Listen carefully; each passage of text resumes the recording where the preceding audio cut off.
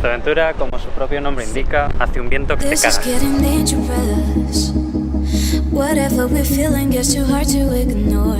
Every time we overlove, we both end up saying things we can't put on hold.